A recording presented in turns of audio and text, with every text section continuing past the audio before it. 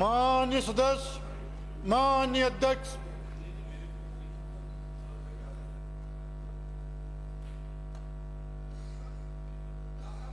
राम राम, नमस्कार नमस्कार। बिराजी, प्रश्नकाल शुरू हो उसके पहले मैं दो सदस्यों को बधाई देना चाहूँगा। परसों 1 तारीख को गृह राज्य मंत्री जवाहर मैडम का जन्मदिन था, उन्होंने अपने को लड्डू भी खिलाए, उनको बधाई। और आज विपक्षी नेता टीकाराम जूरी जी का ऑफिशियल जन्मदिन है, इनको भी अपनी ओर से बहुत बहुत शुभकामनाएं देता हूँ, बधाई देता हूँ। प्रश्नकाल सीएम साहब का भी 31 को था साहब, तो ये भी आज लड्डू खिलाएगा, इनको भी दे देंगे। चलिए, प्रश्नकाल श्री संजीव कुमार। प्रश्न संख्या 1। माननीय मंत्री जी।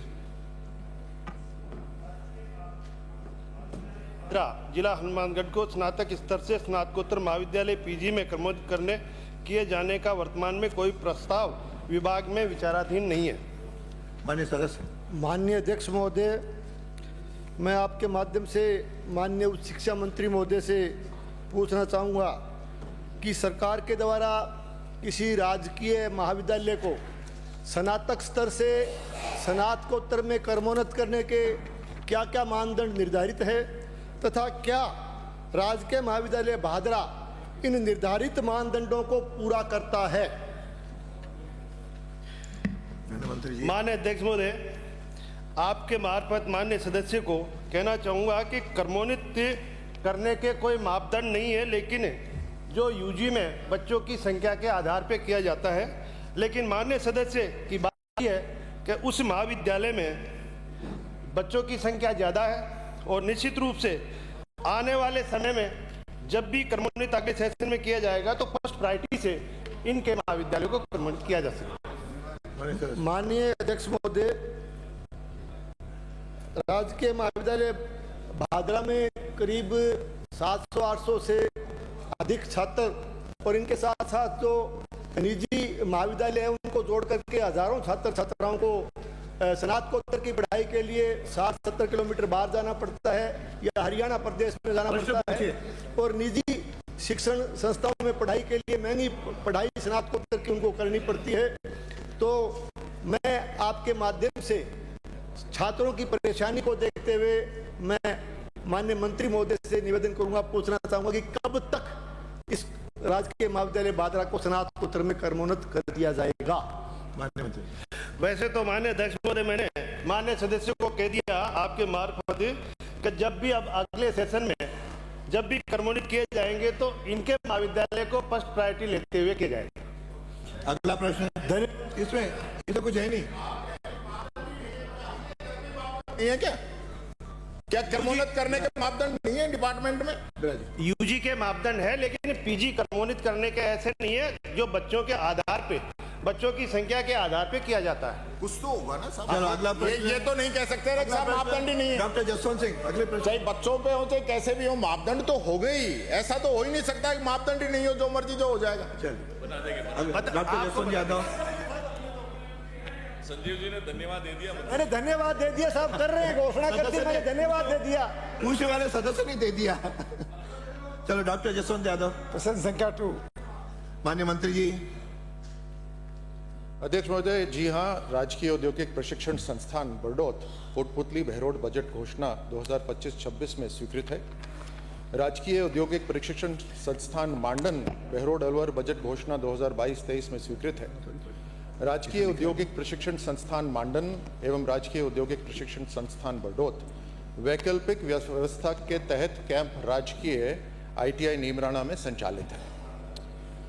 कलेक्टर द्वारा पत्र लिख दिया गया है और 2 हेक्टेयर जमीन चारागाह ग्राम हुडिया खुर्द तहसील मांडन की भूमि की किस्म खारिज कर राजस्थान भू राजस्व नियम 1963 के तहत राजकीय ITI मांडन की स्थापना हेतु निशुल्क आवंटित कर दी गई है और संस्थान बरडोत के लिए जमीन का चिन्हीकरण कर दिया गया है ग्राम बरडोत में, और 1.5 हेक्टेयर किस्म चारागाह में से भूमि का आवंटन नवीन प्रस्तावित जो रेवेन्यू डिपार्टमेंट है उसको लिख दिया गया है। माननीय सदस्य। माननीय अध्यक्ष महोदय, मैं मंत्री जी से पूछना चाहता हूं कि पहले तो धन्यवाद देना चाहता हूं माननीय मुख्यमंत्री जी को और मंत्री जी को कि इन्होंने मेरे यहाँ 2 ITI दे दी, इससे बच्चों का रोजगार मिलेगा। अब मैं तो एक ये पूछना चाहता हूं कि ये ज़मीन कब तक अलॉट हो जाए, क्योंकि पत्र लिखना, पत्र चलना ये तो बहुत बार हो चुका है। तो मुझे कोई टाइम बाउंड बताएंगे कि तब तक आप इसका शिलान्यास हो जाएगा? ये बस मुझे क्वेश्चन पूछना है। माननीय मंत्री जी। सकता हूं कि जसवंत जी जो वहाँ के विधायक हैं, हमारे विभाग के पहले मंत्री भी रहे हैं, जो उन्होंने बात कही कि पत्र चलता है, उसके लिए मैं बतलाना चाहता हूं कि ये सरकार अभी भारतीय जनता पार्टी की, भजनलाल जी के नेतृत्व की सरकार है, उसका मैं उदाहरण देना चाहता हूं। जो 2 ITI हैं उनमें से एक ITI पिछली सरकार ने सैंक्शन करी थी, लेकिन उसकी जमीन जो चिन्हित हुई थी वो 2022 के अंदर जो जमीन चिन्हित हुई थी वो रिजेक्ट हो गई। लेकिन 2022 से लेकर 23 दिसंबर तक कोई नई जमीन का चिन्हीकरण नहीं करा गया। हमारी सरकार के आते ही 6 अलग अलग स्थान चिन्हित करे गए जिनको रिजेक्ट करा गया, और उसके बाद में 7वां स्थान हमने चिन्हित कराया। कहने का मतलब है कि हमारे 1.5 वर्ष के अंदर ही हमने कई स्थान कलेक्टर ने बताए, उनको हमने देखा, रिजेक्ट करा, और हमारे विभाग उनके पीछे पड़ा हुआ था, तब जाकर 7वीं जमीन अलॉट हुई जिसे हमने एक्सेप्ट करी। यहाँ अध्यक्ष महोदय मैं कहना चाहता हूं कि ये केवल कोई विधायक ही नहीं है जो चाहते हैं कि ITI उनके पास आए, ये हमारा स्किल विभाग है जो चाहता है कि हमारा ITI वहां पर आए। इस कारण से हम वहां पर काम कर रहे हैं। तो निश्चित रूप से जो दूसरा ITI है वो भी बहुत ही जल्द इसको स्वीकृति मिल जाएगी। हो गया? के प्रश्न हटा रहा हूं मैं। मुझे कोई टाइम बाउंड बता सकते हैं? 1 साल में, 6 महीने में, 1.5 साल में, 2 महीने, कब हो जाएगी? सिर्फ इतना से बात पूछनी है मुझे तो। बैठिए, माननीय मंत्री देना चाहेंगे? वैसे तो उत्तर आ गया। चलिए अगला प्रश्न श्री पब्बाराम विश्नोई। माननीय अध्यक्ष महोदय, मुझे प्रश्न का जवाब मिला है, मैं सीधा प्रश्न करना चाहता हूं। ठीक है, पूछिए। माननीय अध्यक्ष महोदय, मेरा विधानसभा क्षेत्र भारत पाकिस्तान बॉर्डर पे पड़ता है और वहाँ थार में पानी की क्या स्थिति होती है, और वहाँ पर मेरे विधानसभा क्षेत्र में बड़ी संख्या में नकारा ट्यूबवेल और कोलर ट्यूबवेल की संख्या बड़ी है। अब उनको अगर ठीक नहीं किया जाएगा तो पानी की बहुत समस्या होगी आगे गर्मी के सीजन में। और माननीय मुख्यमंत्री जी के जिस समय में वहाँ पर हम गए थे, चर्चा चली थी, तो ये विषय रखा भी था। तो मेरा आपसे निवेदन है कि इन नकारा ट्यूबवेलों को आप कब तक स्वीकृत करा के चालू करवा देंगे ताकि आने वाली गर्मियों में कोई समस्या ना आए? माननीय मंत्री जी। माननीय अध्यक्ष महोदय, माननीय सदस्य के विधानसभा क्षेत्र पलोदी में 95 नलकूप ऐसे थे जो सूख गए थे। उनमें से 63 नलकूप निर्माण बजट उपलब्ध है और इनकी बहुत जल्दी हम बजट देके इनको ठीक कराएंगे। 32 नलकूप ऐसे जिनके वहाँ पे भूजल है नहीं, इसकी जांच करने के बाद में इनको बहुत जल्दी हम ठीक करा के, इसके अलावा भी और एक्स्ट्रा और भी इनके अलावा अभी हमने चेक किया हर, क्योंकि इस बार ईश्वर की मेहरबानी की वजह से खूब वाटर लेवल बढ़ेगा। जहाँ भी कोई भी खराबी होगा 100% ठीक करेंगे। हाँ, माननीय सदस्य। माननीय अध्यक्ष महोदय, मैं मेरा दूसरा प्रश्न पूछता हूँ। मेरे नगर पालिका क्षेत्र है बाप, और बाप के अंदर नगर पालिका क्षेत्र में एक SR है, यानी कि एक उच्च जलाशय है और 3 गांव भी उससे पीते हैं। ऐसी परिस्थिति के अंदर पानी की इतनी विकट समस्या रहती है कि रोजाना कोई न कोई घड़े लेकर के जा रहा है, कोई कुछ लेकर के जा रहा है, कुछ टैंक लेकर के सप्लाई कर रहा है। तो ऐसी इस परिस्थिति को निवारण के लिए कम से कम 2 SR उस नगर पालिका क्षेत्र में, उन क्षेत्र गांव के क्षेत्रों के लिए अगर आप स्वीकृत करेंगे तब जाकर के इस पानी की समस्या का निवारण होगा। तो क्या आप बाप नगर पालिका क्षेत्र में SR स्वीकृत करने का मानस रखते हैं? माननीय मंत्री जी। माननीय अध्यक्ष महोदय, राजस्थान में पानी की व्यवस्था हो, चाहे गाँव में हो, शहरों में हो, इसके लिए देश के यशस्वी प्रधानमंत्री मोदी जी ने जल जीवन मिशन गाँव के लिए चालू किया। शहरों के लिए अमृत 2 योजना के तहत जितने भी पुरानी लाइनें थी जहाँ पे पानी आने वाले 2053 तक कैसे नियमित मिलता रहे, ये योजना चालू करी। माननीय सदस्य की जो बाप जो नगर पालिका है अभी नहीं बनी है, इसके लिए भी हम बहुत जल्दी कोई योजना के तहत योजना लेके आएंगे। जो जो नगर पालिका उनको भी हम अमृत 2 की जैसे ही कोई योजना में जोड़ेंगे। और माननीय सदस्यों को मैं आश्वस्त करता हूँ कि इनके 1 या 2 जो भी एसआर की जो मांग है मैं इनके बैठे बैठे नहीं, नो इनका- ये परमिशन आपको नहीं है, अंकित नहीं, बीच में इनके- कोई खड़ा नहीं। अपनी व्यवस्था है, पूरक प्रश्न जो प्रश्न पूछने वाला पहले 2 पूछ लेगा, विपक्ष का नेता यदि उसमें बताएंगे तो वो प्रश्न खड़ा करेगा, और कोई नहीं। माननीय अध्यक्ष महोदय, इनको मैं आश्वस्त करता हूं कि इनकी जो जो नगर पालिका इनके लिए मैं सर्वे करा के जहाँ पे 1 या 2 जहाँ भी एसआर बनाए हम बना के देंगे। 2 तो हो गए, चलो अगला प्रश्न श्री डूंगरराम केदार। प्रश्न संख्या 4। माननीय मंत्री जी, उत्तर मिल गया है मुझे, चलिए उत्तर मिल गया, पूरा पूछिए। लेकिन आधा अधूरा मिला है। मैं आपके संरक्षण में ये चाहता हूं कि मैंने ऑनलाइन 12/8/2025 को प्रश्न लगाया, जिसके अंदर मैंने 4 पॉइंट लिख करके दिए, और सब्जेक्ट के अंदर भी मैंने जालंधर केमिकल युक्त पानी नहरों में पर प्रभाव, भाखड़ा सिंचाई परियोजना, सूरतेगढ़ विधानसभा क्षेत्र की सिंचाई संरचनाओं की स्थिति के बारे में लिखा। लेकिन प्रश्न जो आगे भेजा गया विधानसभा की ओर से, वो मात्र पहला जो पॉइंट है उसको ही आधा भेजा गया है। बाकी सारे के सारे 3 प्रश्न ये ऑनलाइन लगाए हुए हैं, बाकी पूरे के पूरे 3 प्रश्न आगे भेजे ही नहीं गए हैं, जिनके उत्तर कहां से आएंगे मेरे पास। अध्यक्ष महोदय, अध्यक्ष महोदय, अध्यक्ष महोदय, नो अनुमति नहीं है, बैठिए। अध्यक्ष महोदय, नहीं अंकित नहीं, अनुमति नहीं। अध्यक्ष महोदय, अध्यक्ष महोदय, उन्होंने वो उनको अनुमति है। अरे अब मैं बता रहा हूँ, हाँ उसमें। अध्यक्ष महोदय, माननीय सदस्य, अध्यक्ष महोदय 1 मिनट मेरी सुनिए। प्रश्न की ग्राह्यता के संबंध में स्पीकर साहब के अधिकार को कोई सदस्य चुनौती नहीं दे। माननीय उसके में माननीय सदस्य, नहीं बैठिए, बैठिए, कोई नहीं, ऐसा नहीं, बैठिए, अगला आपके प्रश्न नहीं आएंगे, बैठिए, बैठिए। नहीं, इसका व्यवस्था मैं दे रहा हूँ, व्यवस्था मैंने दी है ये।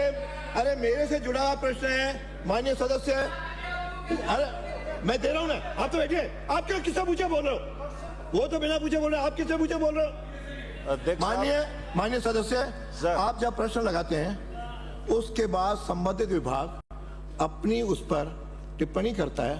यदि सही होती है तो उनकी टिप्पणी मान ली जाती है, नहीं होती तो नहीं होती। अग्राह्य से लेकर के कोई मुद्दा लंबा है, कोई कोर्ट में विचाराधीन है, कहीं और है, उस अनुसार ये निर्णय मेरा है। सर, आपको इस पे कोई पूरक प्रश्न पूछना है तो पूछिए। पूरक प्रश्न पूछना, लेकिन ऐसा आप सर संज्ञान लें, ऐसा कोई भी बात नहीं है जो विधान यानी मंत्री जी के संज्ञान में नहीं है।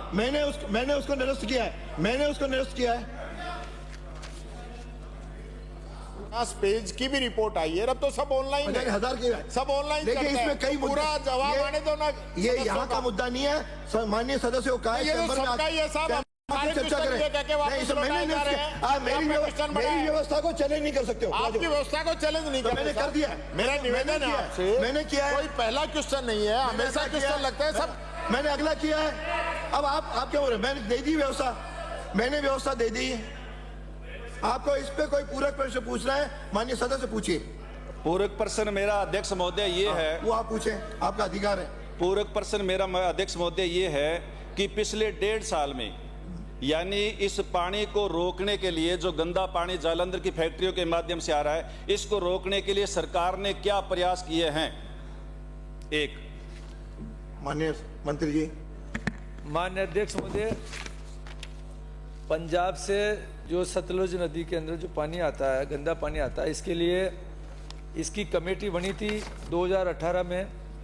ये इस कमेटी में केंद्रीय प्रदूषण नियंत्रण बोर्ड के अलावा इसमें श्री बलबीर सिंह सीचेवाला, केंद्रीय प्रदूषण नियंत्रण बोर्ड का प्रतिनिधि नोडल ऑफिसर, राजस्थान प्रदूषण नियंत्रण मंडल बोर्ड, पंजाब प्रदूषण नियंत्रण मंडल बोर्ड तथा पंजाब अर्बन डेवलपमेंट विभाग के प्रतिनिधि का सम्मिलित किया गया था। ये सब करके पंजाब सरकार को डायरेक्शन दिया था कि आप इसके शुद्ध पानी करने के लिए एसटीपी, ईटीपी वगैरह बनाए। इनमें से लगभग 57 एसटीपी का तो काम चल रहा है, बन चुकी है, और लगभग 10 एसटीपी का निर्माण चालू है। ये जब कंप्लीट होने के बाद के अंदर इसमें जो गंदा पानी आने की शिकायत है वो नहीं आएगी। पूछिए, आप दूसरा पूछिए। ये तो पुरानी बात बता रहे हैं, 22 में ये हुआ, 18 में ये हुआ, 2011 में ये हुआ। मैं तो 1.5 साल की बात पूछ रहा हूँ साहब, पहले प्रश्न में। दोनों कोई कहना है? माननीय अध्यक्ष महोदय, ये जो पानी आता है ये पंजाब से आता है, पंजाब के अंदर बोर्ड ने उनको डायरेक्शन दे रखा है, बार बार पंजाब सरकार ऊपर लिख रहे हैं भाई जल्दी से जल्दी इस काम को पूरा करें, पूरा होने के बाद में गंदा पानी रुकेगा। अगला प्रश्न है श्री फूल सिंह मीणा। बैठिए। हो गए, 2 हो गए आपके, 2 हो गए, 9 हो गए। अब आपका नेता बोल रहा है। अरे आपके नेता बोल रहे हैं। अरे आपके नेता बोल रहे हैं, नेता को नहीं मानते हो क्या? नेता को तो आपके मान नेता रहे हैं बोल रहे हैं। साहब, उसके ही दो क्वेश्चन उसके ही नहीं पूरे हुए कि हुआ है, वो भी जवाब नहीं दे पाए। मेरा सीधा सा प्रश्न है कि आपने आखिरी बार इस पानी की कब जांच कराई थी? कैंसर से जो लोग मर रहे हैं उसकी जिम्मेदारी किसकी है? और आपने पंजाब सरकार का नाम लिया, तो आपने पंजाब सरकार के साथ क्या कदम उठाए हैं और क्या आपने एनजीटी में कोई इसके लिए पीआईएल भी दायर की है? ये मैं पूछना चाहता हूं। माननीय मंत्री। अरे आपको किसी ने कहा? अरे आपको किसी ने कहा क्या? अरे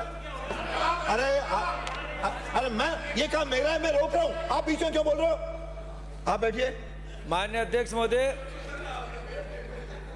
बीकानेर केनाल की आरडी 368 पे राजस्थान पंजाब बॉर्डर पे real time water quality RTWQMS से इंदिरा गांधी फीडर एवं बीकानेर केनाल के माध्यम से राजस्थान की सीमा में प्रवेश करने वाले पानी के pH, water treatment, temperature, dissolved oxygen, biochemical oxygen demand, BOD chemical oxygen demand, COD dissolved ammonia nitrate and chloride parameter की ऑनलाइन सूचना प्रत्येक घंटे के अंतराल पर राजस्थान प्रदूषण नियंत्रण बोर्ड जयपुर एवं जल संसाधन कार्यालय हनुमानगढ़ में स्थापित कंट्रोल रूम में प्रदर्शित हो रहे हैं, जिसकी मॉनिटरिंग लगातार की जा रही है, जिसमें पीएचडी को पेयजल हेतु सप्लाई किए जाने वाले रॉ वाटर के सभी पैरामीटर सीमा निर्धारित सीमा में पाए गए हैं। माननीय मुख्यमंत्री चलिए अब प्रश्न उत्तर तो सुन लो। अरे उत्तर सुन, आप नहीं, आप बैठो। नो, आप बैठिए। पूरक तो पूछ लेने दो साहब, ये उत्तर तो सुन लो। पूछ लिए जब मैं कह रहा हूँ प्रत्येक घंटे में इसकी जांच होगी, इसकी ऑनलाइन रिकॉर्डिंग चलती है, ऑनलाइन करें तो इससे ज्यादा हर घंटे में जांच करें, आप पर डे की नहीं हर घंटे में जांच करें इसकी। चलिए अगला प्रश्न है श्री फूल सिंह मीणा। श्री फूल सिंह मीणा। प्रश्न संख्या 502। माननीय मंत्री जी। माननीय अध्यक्ष महोदय जी, बता दिया ना उनके पास जो उत्तर था। माननीय अध्यक्ष महोदय जी, खंड 1 जी नहीं, खंड 2 जी हाँ। वर्तमान में छात्रावासों में एक अधीक्षक का पद रिक्त है, जिसमें नजदीक छात्रावास में कार्यरत अधीक्षक को कार्य व्यवस्थार्थ अतिरिक्त चार्ज देकर सभी छात्रावासों में अधीक्षक लगाए गए हैं, ताकि छात्रों की उपस्थिति प्रभावित ना हो तथा छात्रावासों में रसोई प्लेसमेंट एजेंसी के मार्फत से जॉब बेसिस पर लगे हुए हैं।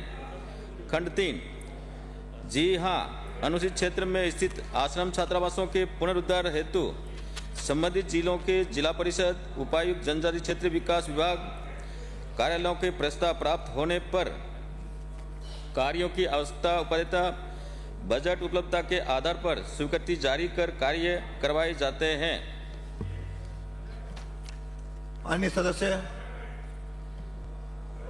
अध्यक्ष महोदय, मंत्री महोदय से मैं आग्रह करता हूं कि जिन छात्रावासों में जो बिस्तर और टॉयलेट में कहीं कमी है तो उसके लिए आपने बताया कहीं कमी है तो हम करेंगे, उसके लिए धन्यवाद। प्रश्न मेरा पहला है, 2013 और 18 के बीच में बायोमेट्रिक मशीन चालू की थी, जो पूर्व सरकार में बंद हो गई है, अभी तक वो चालू नहीं हुई है। क्या मंत्री महोदय आपकी सरकार ने बंद की थी? 5 साल बंद हुई है, 5 साल बंद नहीं हुई है। माननीय सदस्य, उसको चालू करने का विचार रखते हैं, संबोधित करिए तो कब तक? माननीय मंत्री जी। माननीय अध्यक्ष महोदय जी, माननीय सदस्य की चिंता वाजिब है, क्योंकि बच्चे आते हैं, कितने आते हैं कितने नहीं आते हैं, और वहाँ पर कई प्रकार की अनियमितता होती है। अगर पारदर्शिता से पोस्ट मशीन चालू हो जाए तो निश्चित रूप से हम देख पाएंगे कि कितने लड़के हैं, तो उसका भी ध्यान रखें। निश्चित रूप से अगर बंद हुई है तो मैं आपको आश्वासन देता हूं कि इसको दिखा करके अगर है तो इसको शुरू करने का प्रयास करेंगे। हम अगला प्रश्न मेरा ये है कि बालिका छात्रावास के अंदर वार्डन रात को नहीं रहती है तो उनको पाबंद करें, क्योंकि बालिका छात्रावास में जो महिला वार्डन है वो अगर नहीं रहे तो रात को बालिकाओं की सुरक्षा के लिए क्या इंतजाम है? माननीय मंत्री जी। मोदी जी,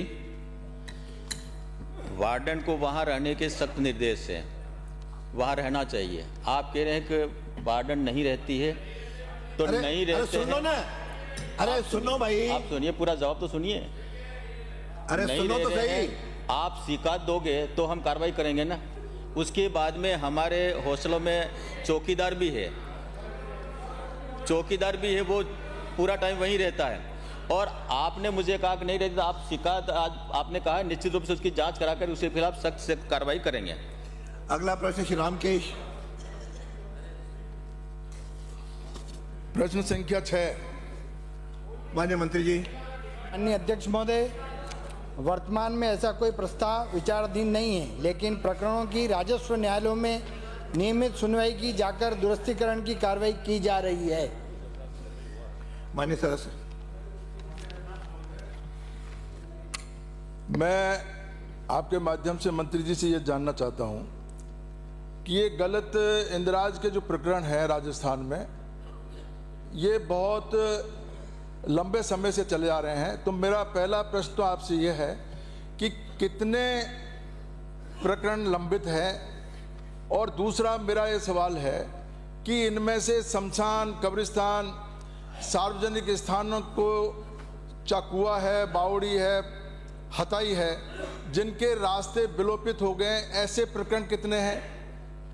और क्या सरकार अभियान चला करके, आपने अभी तो ये कह दिया कि भाई कोई प्रस्ताव विचाराधीन नहीं है, ये प्रस्ताव कहाँ से आएगा? दिल्ली से आएगा क्या? ये आपको ही बनाना है, आपके विभाग को बनाना है? आपके राजस्व अधिकारी चाहते हैं कि लोग, जनता इनके यहाँ अदालतों में चक्कर काटती रहे, 40-40, 50-50 साल हो गए।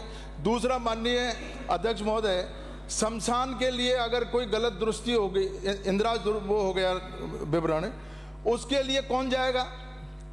जब राजस्व न्यायालय में अगर कोई सार्वजनिक स्थानों के लिए कोई जाएगा नहीं, तो उनका दुरुस्तीकरण कैसे होगा? माननीय मंत्री जी, ये मैं आपसे जानना चाहता हूँ। माननीय मंत्री जी।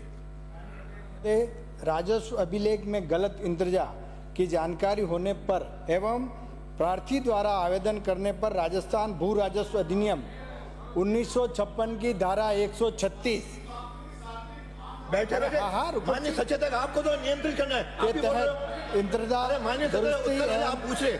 Rajasthan land record rules. माननीय सदस्य पूछ लिए, फिर आपका एक पूरा प्रश्न और पूछना। आप 1957 के नियम 166 के तहत लिपि की त्रुटि सेग्रीगेशन त्रुटि को शुद्ध करने की कार्रवाई निरंतर रूप से चलती आ रही है।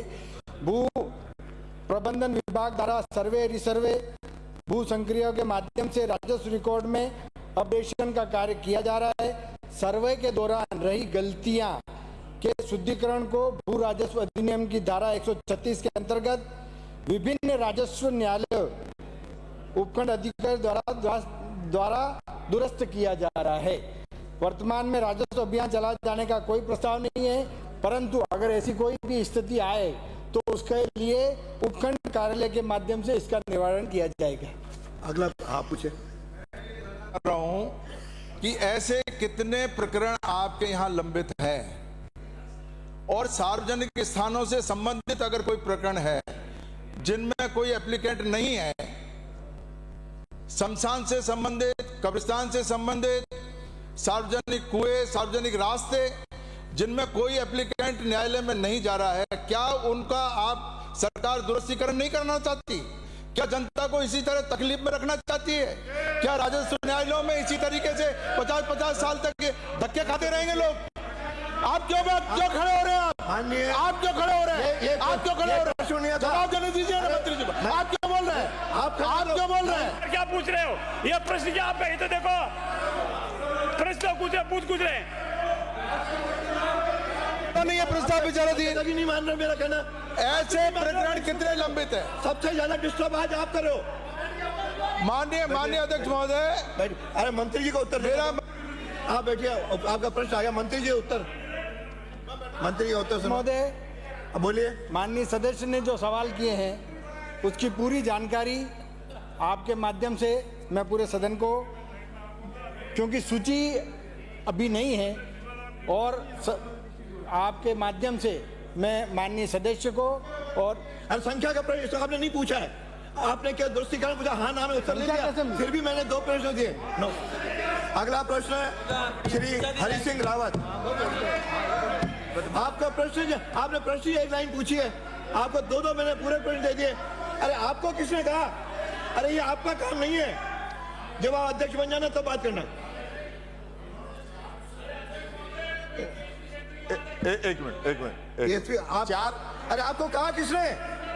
आपको आना है तो आप अपना प्रश्न लगाइए। अध्यक्ष जी, आपको मना नहीं है। इन्होंने 4 खंड में पूछा था, आपके परमिशन से ही 3 खंड हटा दिए, सिर्फ 1 ही खंड रखा है, और 1 खंड का भी मंत्री जी जवाब नहीं दे पा रहे हैं। आप दे दिया, नहीं दे पाए।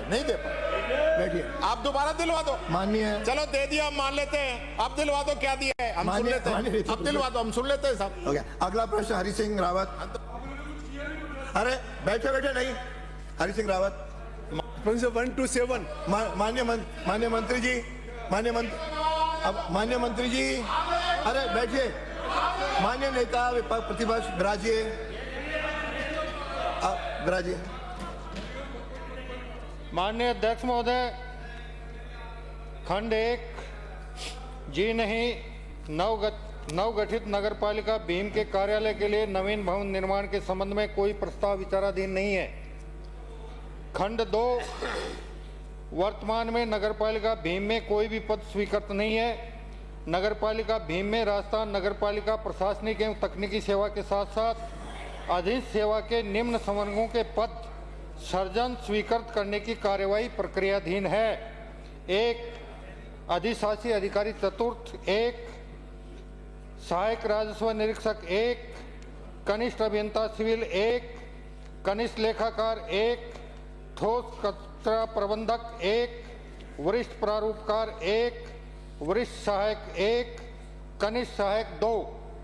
वर्तमान में कार्य व्यवस्था के लिए श्री कृष्ण कुमार छावा को अधिशासी अधिकारी चतुर्थ के पद पर पदस्थापित किया गया है एवं निकटतम नगरपालिका देवगढ़ के कनिष्ठ अभियंता वरिष्ठ सहायक एवं कनिष्ठ सहायक को अतिरिक्त कार्यभार दिया हुआ है। माननीय सदस्य। अध्यक्ष महोदय, मैं आपके माध्यम से मंत्री महोदय पूछना चाहता हूं कि ये प्रक्रिया कब तक पूरी कर ली जाएगी? दूसरा अध्यक्ष महोदय, नगरपालिका भीम पूर्ववर्ती सरकार ने केवल वोट हासिल करने के लिए आनंद फानन में केवल घोषणा मात्र कर दी थी, जिसे सभी नवीन नगरपालिकाओं की स्थिति एक जैसी है। तो अध्यक्ष महोदय, मैं आपके माध्यम से मंत्री महोदय पूछना चाहता हूं कि आप द्वारा दर्शाए गए पद कब तक सृजित कर दिए जाएंगे? यदि हाँ तो कब तक, नहीं तो क्यों नहीं? माननीय मंत्री जी। माननीय अध्यक्ष महोदय, मैं माननीय अध्यक्ष सदस्य को बताना चाहूंगा कि नगरपालिका भीम नवगठित नगरपालिका है, जिसका गठन दिनांक 10/7/2023 को किया गया था। वर्तमान में नगरपालिका कार्यालय पुराने ग्राम पंचायत कार्यालय में ही संचालित है। राज्य की 79 नगरीय निकायों में राजस्थान नगरपालिका प्रशासनिक एवं तकनीकी सेवा अधिशासी अधिकारी चतुर्थ 1 पद, साथ ही अधीन सेवा के सहायक राजस्व निरीक्षक 1 पद, कनिष्ठ अभियंता सिविल का 1 पद, कनिष्ठ लेखाकार का 1 पद, ठोस कचरा प्रबंधक का 1 पद, वरिष्ठ प्रारूपकार का 1 पद, वरिष्ठ सहायक का 1 पद और कनिष्ठ सहायक के 2 पदों के सृजन करने हेतु पूर्व में दिनांक 2 मई 2025 को पत्रावली वित्त विभाग को प्रेषित की गई थी। उक्त पत्रावली पर वित्त विभाग द्वारा आपत्ति लगाकर पत्रावली विभाग को लौटा दी गई थी। वित्त विभाग द्वारा लगाई गई आपत्तियों के निस्तारण पश्चात पुनः दिनांक 25 अगस्त 2025 को वित्त विभाग को भिजवाई गई, जो वर्तमान में वित्त विभाग के स्तर पर ही विचाराधीन है। वर्तमान में नगरपालिका भीम में कोई भी पद स्वीकृत नहीं है। कार्य व्यवस्था के लिए जैसा मैंने बताया हमने लगा रखा है। जैसे ही वित्त विभाग से स्वीकृति आएगी हम आपकी नगरपालिका के साथ साथ बाकी नगरपालिकाओं में भी कर्मचारियों का पदस्थापन कर देंगे। हो गया। अगला प्रश्न है श्री रोहित बोहरा। माननीय मंत्री जी। मेरे को जवाब मिल गया है सर। चलिए बिराजो, पूरे प्रश्न। मंत्री जी भाई अब अगला उत्तर मिल गया। उत्तर पढ़ने के मैं चाहता हूं सदन के सामने सारा जवाब आए। अरे माननीय मंत्री जी, अपने व्यवस्था है, यदि सदस्य कहता है कि उत्तर आ गया तो उनका भी पूरे प्रश्न उनका अधिकार है। स्थिति सदन के सामने आए तो अच्छा रहेगा। माननीय अध्यक्ष अरे महोदय, आप राजो, अब अपने उत्तर में जो कुछ देना आप दे देना। ऐसा नहीं भाई, जो है व्यवस्था। मंत्री जी सर, मेरा पहला सप्लीमेंट्री में पूछना चाह रहा हूं, 22 अगस्त 2025 को आपने न्यू कनेक्शन जो स्मार्ट मीटर से आप कर रहे थे उसकी अनिवार्यता आपने खत्म करी। क्या आपने ये सिर्फ नगर निगम और पंचायत चुनाव को देखकर करी है? और इसी में उस कंपनी का क्या होगा जिसको आपने 14,000 करोड़ के टेंडर दिए हैं, उस कंपनी का क्या होगा? ये आप बताएं कि अनिवार्यता आप सिर्फ इलेक्शंस तक खत्म कर रहे हैं या परमानेंटली खत्म कर रहे हैं? ये आश्वासन देंगे आप सदन में? आप तो माननीय मंत्री जी आप बोलिए, जो आपको बोलना बोलिए। माननीय पूरा उत्तर दीजिए आप। माननीय अध्यक्ष महोदय, प्रदेश में 2020 में integrated power development scheme IPDS और national smart grid mission NSGM योजना के तहत स्मार्ट मीटर लगाने का कार्य प्रारंभ किया एवं भारत सरकार द्वारा परिवर्तित RDSS की क्रियान्वित हेतु प्रदेश के तीनों निगमों की कार्य योजना की वो तत्कालीन सरकार। आप पूरा प्रश्न सुनिए, मैं वो भी जवाब दूंगा, आपके प्रश्न का भी जवाब दूंगा। माननीय सदस्य, आपके प्रश्न का भी पूरा जवाब को जो कुछ कहना होगा उत्तर तो सुनना पड़ेगा। मैं प्रदेश के तीनों निगमों की कार्य योजना का तत्कालीन सरकार के मंत्रिमंडल द्वारा दिनांक 21 मार्च 2022 को स्वीकृत करते हुए अनुमोदन किया गया, जिसके पश्चात RDSS जो सप्लीमेंट्री पूछा है उसका जवाब दे दिए तो सबके पास आ गया। मंत्री आपके कारनामे भी सामने आने चाहिए ना, मैं सारा ही जवाब दे रहा हूं ना, आप सुनो तो सही। तो आपने पूछ लिया, जवाब देना मेरा काम है, मैं पूरा जवाब दूंगा आपका। बोरा जी तो पहले और आपने हमें बात भी कराई है करने के लिए, बैकग्राउंड को बताएंगे। की सरकार है वो करा रही है, हमने ये पूछा ही नहीं जो बता रहे हैं। अरे जो पूछा है सप्लीमेंट्री में पूछा है, प्रश्न में तो पूछा है ना। अध्यक्ष जी आपकी व्यवस्थाओं को चैलेंज कर रहे हैं। आपने कहा जो सदस्य अगर इसको नहीं चाहता तो उसको सीधा सप्लीमेंट्री पूछने का अवसर मिलेगा। उत्तर है तो अरे आप बैठ, आप तो बोलो अपना। देखिए, आपका प्रश्न पूछने का अधिकार है, उत्तर देने का अधिकार मेरा है। मुझे रोका नहीं जा सकता उत्तर देने से। माननीय नेता प्रतिपक्ष, आप रोक रहे हैं, ये मेरे अधिकार का हनन कर रहे हैं। माननीय अध्यक्ष महोदय, ये जनता के सामने स्थिति आनी चाहिए। अरे माननीय सदस्य, आज मैं सप्लीमेंट्री का उत्तर पहले दे देता हूँ। तो ये आप बैठिए माननीय, मैं सप्लीमेंट्री का उत्तर दे रहा हूँ। वो भी पूरा दिलाऊंगा। दूंगा। आपने पूछा है कि हमने स्मार्ट मीटर लगाने के लिए जो सरकारी कार्यालयों में, आपको भी अनुमति दूंगा, पहले उनका आ जाने दीजिए। अरे सुनो तो सही साहब, आने दीजिए सदन में। माननीय अध्यक्ष महोदय, हमने सरकारी कार्यालयों में अभी मीटर लगाने की प्रक्रिया को तेज इसलिए किया क्योंकि RDSS योजना केंद्र की योजना है। वहां से हमें इसमें यह गाइडलाइन आई कि 25% इसके मीटर सरकारी कार्यालयों में नहीं लग जाएंगे जब तक हम इस योजना के लिए केंद्र से मिलने वाली राशि का हम प्राप्त नहीं कर सकते। तो हमने पहले ये सोच करके कि पहले हम केंद्र की जो गाइडलाइन है उसके अनुसार 25% हमने सरकारी कार्यालयों में वो मीटर लगा दिए हैं, इसलिए हमने ये तेजी से लगाए। और दूसरा आपका प्रश्न है कि हम जो नए कनेक्शन पे या मीटर जले हुए हैं उन पर स्मार्ट मीटर लगाने के लिए हमने ये गाइडलाइन की थी।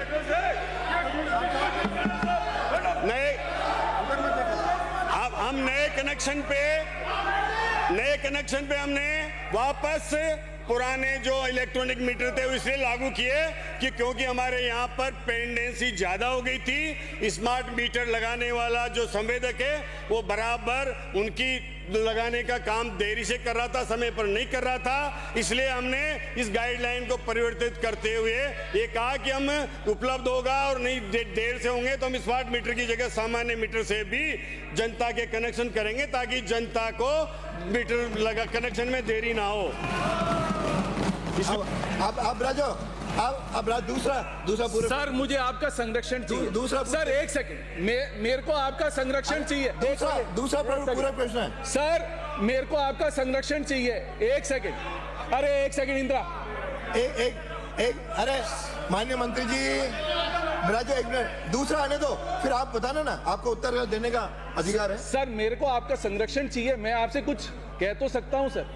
मैंने इनसे क्वेश्चन पूछा, आपने जो अगस्त 25 में ये नोटिफिकेशन निकाला कि भाई स्मार्ट मीटर लगाने की अनिवार्यता नहीं है, मैंने ये क्वेश्चन पूछा, क्या आपने ये नगर निगम और पंचायत राज चुनाव को देख के ये अधिसूचना निकाली? अरे यार चुप रहो, सुनो। अरे पूरा प्रश्न आने दो ना। और सर दूसरा मेरा ये इसी में ये क्वेश्चन था कि उस कंपनी का क्या होगा, क्योंकि उसने तो टेंडर ले लिया, आप उसको ऑर्डर नहीं दोगे, वो कोर्ट में जाएगा, आर्बिट्रेशन में जाएगा, सरकार का नुकसान होगा, उसका कौन जिम्मेवार होगा? देखिए आप या तो मेरा मान्य साहब आपके मंत्री को तो बोलने दो। आप पूछ रहे हैं, आपके मंत्री को तो बोलने दो। स्मार्ट मीटर लग रहे हैं, वो स्मार्ट मीटर नगर निगम और इनमें स्मार्ट मीटर ही लगे हैं, इनमें कोई मतलब सामान्य मीटर नहीं लगे हैं। और जो मीटर नए कनेक्शनों पर हमने कहा है कि सामान्य मीटर से भी कनेक्शन करेंगे तो वो अभी तात्कालिक है। जब हमारे पास स्मार्ट मीटर की पर्याप्त उपलब्धता होगी तो उनको भी बदला जाएगा, उनको हम रोक नहीं रहे हैं। लेकिन अगर कनेक्शन जल्दी देना है तो फिर इसके लिए उनको अलाउ किया है, ना कि स्थायी रूप से अलाउ किया है। एक सेकंड माननीय माननीय सचेतक महोदय, तीसरी बार कह रहा हूँ आप खड़े हो, कृपया आगे से। अब एक मिनट, आप पूरा मौका मिलेगा ना आपको, मैं अध्यक्ष जी निवेदन करूंगा, एक बार पूरी बात तो सुन लो। आप दो हो गए, अब आपके ये पूछेंगे। देखिए दे रहा हूँ साहब, इन्होंने जो है तो दूसरा पूछने में सर आपका उत्तर पूरा सुन लो।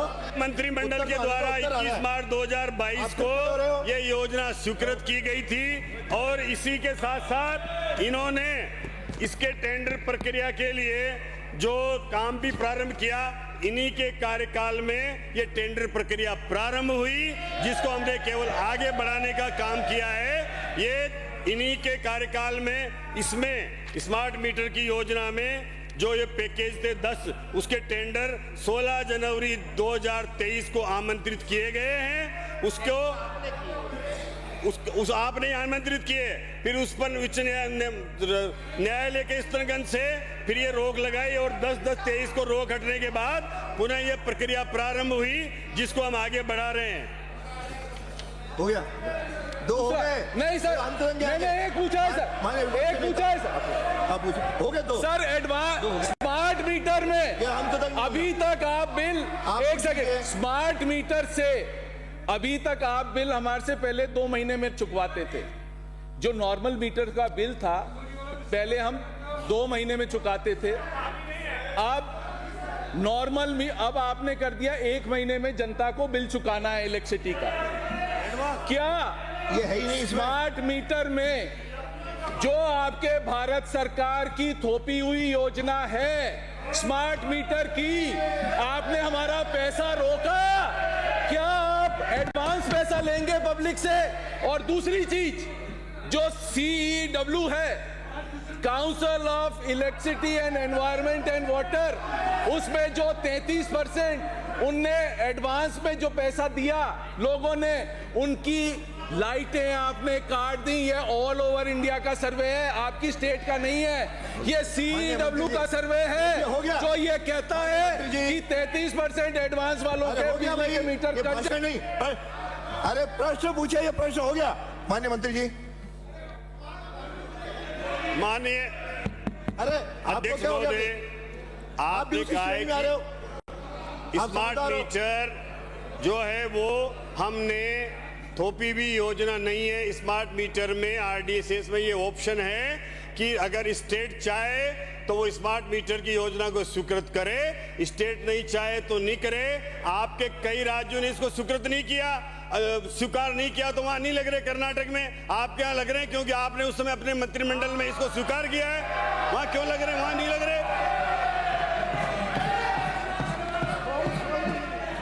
अरे माननीय सदस्य, आपने स्वीकार किया है। माननीय सदस्य राजो, नो आपके अगर तो हो आप गए। चाहते कि आप स्वीकार नहीं करते तो ये नहीं लगते। आपके मंत्रिमंडल का माननीय मंत्री जी, अध्यक्ष महोदय, ये मंत्रिमंडल का मेमो मेरे पास है, उषा शर्मा प्रमुख शासन सचिव का। ये एक मंत्रिमंडल की स्वीकृति है आपकी, आपके समय आपने स्वीकार किया इसको। अब आने का हो गया, आपने उत्तर दे दिया और देना है, बोलिए। माननीय अध्यक्ष महोदय,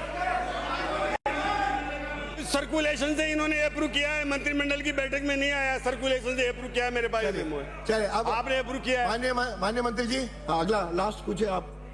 ये तो फिर उत्तर आप ही देना, उत्तर आपको देना है। माननीय अध्यक्ष जी, ये बिजली आने से पहले ही स्मार्ट मीटर में करंट आ जाता है। कोई नहीं बोलेगा, आपका नेता बोल रहा है तो ही बोल रहे हो। कोई नहीं बोल रहा, ये इधर ही बोल रहे हैं, यही बोल रहे हैं, यही बोल रहे हैं। मैं तो ये कह रहा हूं अध्यक्ष जी, बिजली आने से पहले इस मीटर में करंट आ जाता है।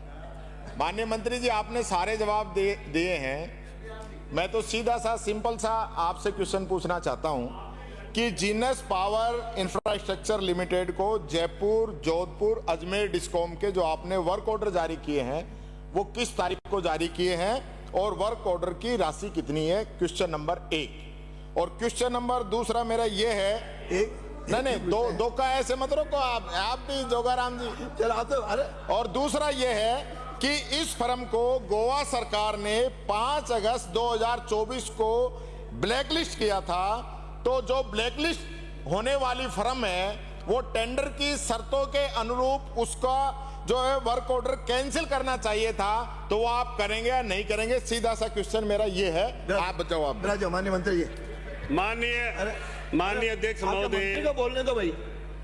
टीएन संख्या 95 से हमने 16/8/2024 को एक, 16/8/2000 को 96 का, 16/8/2000 को 97 का कार्यादेश, और ये 9 जीनस को 9 टेंडर जारी हुए हैं। उसमें 27/8 को 58 नंबर टीएन, 27/8 को 59 नंबर टीएन और 60 नंबर टीएन 27/8 को, और हमारा ये जोधपुर डिस्कॉम में टीएन नंबर 32, 33, 34, 20/8 को जारी किए गए हैं। ये इनकी जारी करने की तारीख है। हो गए 2024 यानी आपके समय में किए ना। और ये ब्लैक लिस्ट कब हो गई थी वो बता दो। माननीय, मैं बता देता हूँ। माननीय अध्यक्ष महोदय, भारत सरकार ने आरडीएसएस के कार्यों के लिए रूरल इलेक्ट्रिफिकेशन कारपोरेशन आरईसी को नोडल एजेंसी के रूप में नामित किया हुआ है।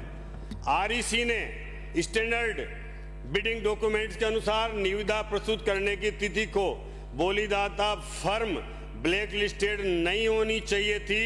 इस दिशा में इन दिशा निर्देशों की प्रक्रिया के दौरान पालना की गई है। राजस्थान डिस्कॉम ने 10 मार्च 2023 को हुई 80वीं डिस्कॉम की कोऑर्डिनेशन फोरम में की बैठक में निर्णय के आधार पर 13 मार्च 2023 को संशोधन किया कि किसी भी निविदा प्रक्रिया में वही फर्म भाग ले सकेगी जो बिड प्रस्तुत करते समय किसी भी राज्य में भारतीय दंड संहिता, भारतीय न्याय संहिता, आईपीसी के अंतर्गत किसी अपराध अथवा भ्रष्टाचार अथवा निवारण अधिनियम ICSCT 1988 के तहत किसी मामले में दोष सिद्ध नहीं हुई हो एवं राजस्थान डिस्कॉम में ब्लैक लिस्टेड नहीं हो।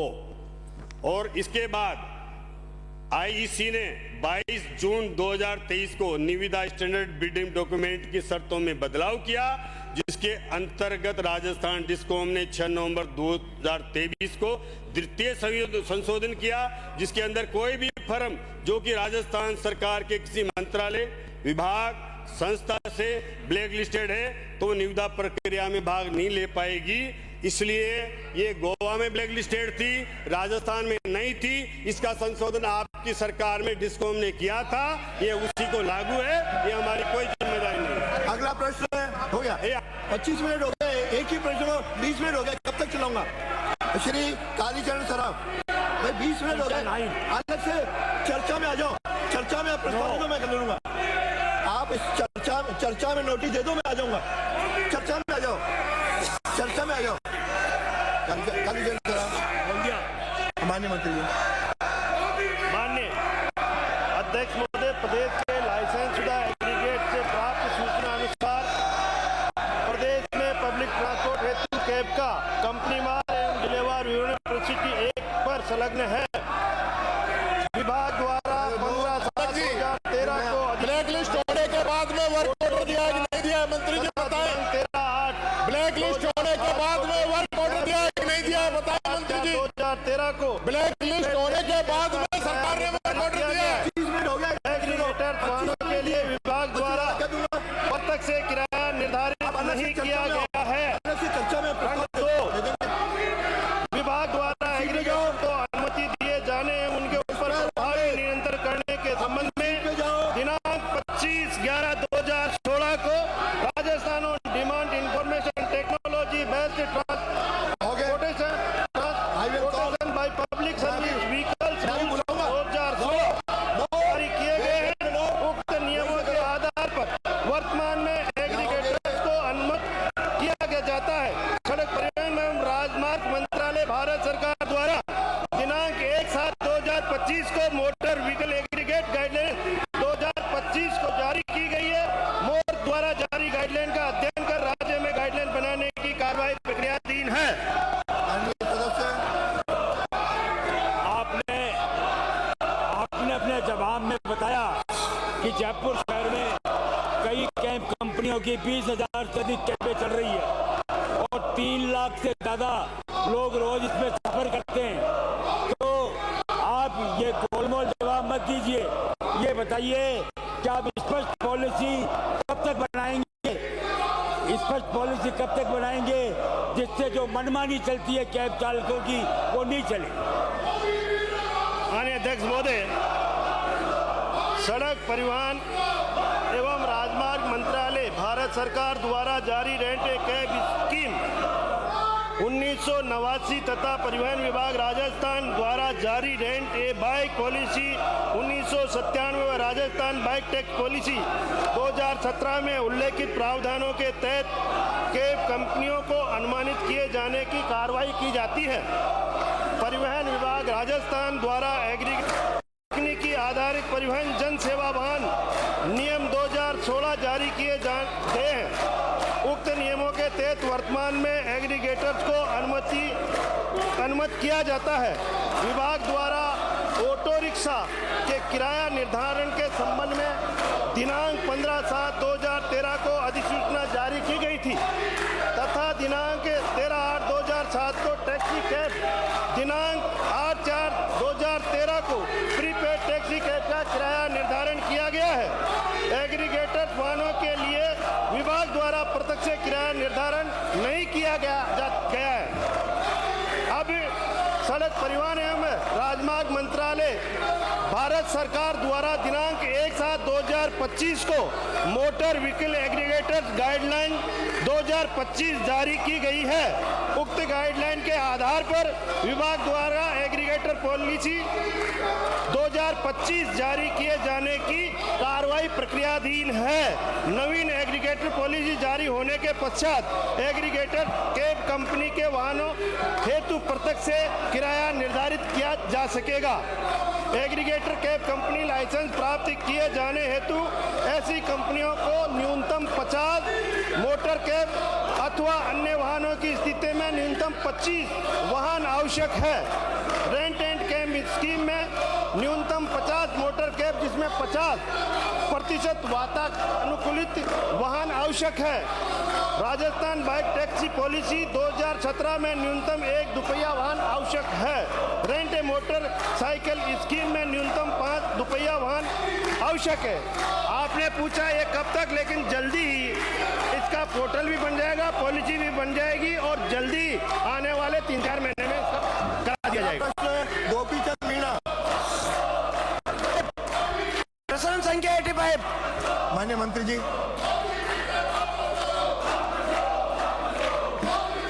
अध्यक्ष महोदय, खंड 1 राजस्थान सरकार द्वारा विधानसभा क्षेत्र जहाजपुर के लिए मुख्यमंत्री बजट घोषणा वर्ष 2025-26 में घोषित कोटड़ी उपखंड में नवीन औद्योगिक क्षेत्र रेडवास की स्थापना बाबत ग्राम रेडवास में उपयुक्त भूमि उपलब्ध नहीं होने के कारण रीको को किसी भी भूमि का आवंटन नहीं हुआ। इसके अतिरिक्त ग्राम कोदिया की 20 हेक्टेयर भूमि चिन्हित की गई है, जिसके आरक्षण आवंटन की कार्रवाई प्रक्रियाधीन है। राजस्थान सरकार द्वारा विधानसभा क्षेत्र जहाजपुर के लिए मुख्यमंत्री बजट घोषणा वर्ष 25-26 में घोषित नवीन औद्योगिक क्षेत्र पीपलून हेतु ग्राम पंचायत पीपलून तहसील जहाजपुर की 31 हेक्टेयर भूमि का आवंटन जिला कलेक्टर भीलवाड़ा द्वारा दिनांक 18 फरवरी 2025 में रीको के पक्ष में किया जा चुका है। वर्तमान में औद्योगिक क्षेत्र के नियोजन का कार्य प्रक्रियाधीन है। नियोजन पश्चात औद्योगिक क्षेत्र की स्थापना हेतु प्रशासनिक एवं वित्तीय स्वीकृति जारी की जाएंगी। राजस्थान सरकार द्वारा विधानसभा क्षेत्र जहाजपुर के लिए मुख्यमंत्री बजट घोषणा वर्ष 25-26 में घोषित नवीन औद्योगिक क्षेत्र पंडेर हेतु ग्राम गुलाबपुरा पटवार मंडल टिटोड़ी तहसील जहाजपुर की 19 हेक्टेयर भूमि का आवंटन जिला कलेक्टर भीलवाड़ा द्वारा 7 फरवरी 25 को रीको के पक्ष में किया जा चुका है। उक्त औद्योगिक क्षेत्र की स्थापना हेतु प्रशासनिक एवं वित्तीय स्वीकृति जारी कर दी गई है। माननीय सदस्य। अन्य अध्यक्ष महोदय, आपके माध्यम से मंत्री जी से पूछना चाहता हूं कि ग्राम रेडवास में उपयुक्त भूमि उपलब्ध होने के उपरांत भी अन्य ग्राम में भूमि आवंटन का प्रस्ताव तैयार क्यों किया गया, और ग्राम रेडवास या अन्य जगह भूमि आवंटन की प्रक्रिया कर के औद्योगिक क्षेत्र की स्थापना कब तक करवा दी जाएगी।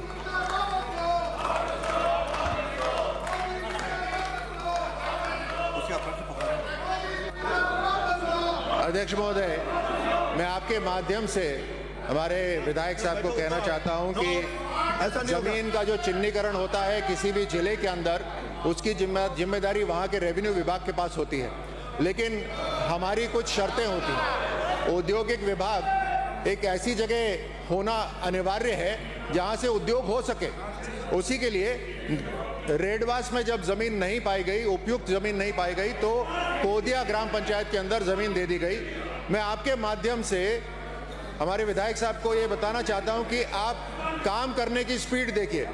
ये 2025-26 के अंदर ये घोषणा हुई, यानी एक ही वर्ष के अंदर हमने 3 औद्योगिक क्षेत्र के लिए काम करना शुरू करा, जिसमें कोडिया का लैंड अलॉटमेंट अभी प्रोसेस में है, पीपलून का लैंड अलॉट हो चुका है, जिसके ऊपर अभी प्लानिंग हो रही है और प्लानिंग के बाद में प्रशासनिक और वित्तीय स्वीकृति दी जाएगी। पंडेर जो तीसरा औद्योगिक क्षेत्र है, वहां पर लैंड अलॉट हो गया है, प्रशासनिक वित्तीय स्वीकृति दे दी गई है, अब वहां पर डेवलपमेंट शुरू होगा। ये तेज गति से काम हुआ है हमारी सरकार के अंदर इस पूरे औद्योगिकरण को आगे बढ़ाने के लिए। अध्यक्ष महोदय, मैं आपके माध्यम से राजस्थान के लोकप्रिय मुख्यमंत्री भजन लाल जी, मैं आपकी मार्फत राजस्थान के सदन में जिस तरह का व्यवहार कांग्रेस पार्टी की ओर से किया जा रहा है, स्मार्ट मीटर की योजना इनके कार्यकाल में इन्होंने शुरू की और आज बिना किसी कारण के मंत्री जी का पूरा जवाब नहीं सुनना चाहते हैं और सिर्फ बनावटी घड़ियाली आंसू बहाकर अपने ही दोस्त को छिपा करके ये बहिष्करण करना, ये कांग्रेस की फितरत में हो गया है। इसलिए हम इसको कंडेम करते हैं। अगला प्रश्न है कि रोहित बोहरा। माननीय अध्यक्ष महोदय, अब हो गया अगला प्रश्न। माननीय अध्यक्ष महोदय, आपके माध्यम से आप बहिर्गमन कर रहे हो राजस्थान के लोकप्रिय मुख्यमंत्री जी और हमारे मंत्री जी को। अरे प्रश्न अध्यक्ष जी, ये परिपाटी गलत है। हम बहिर्गमन करते हैं तो पीछे से चोरों की तरह बात करते हो। सामने बात करो, सामने बोलो। जाने के बाद में बोलते हो, जाने के बाद बोलते हो। हिम्मत है तो सामने बोलो। हिम्मत नहीं है तुम्हारी फेस करने की, हिम्मत नहीं है विधानसभा को फेस करने की, विधानसभा को फेस करने की हिम्मत सीखो।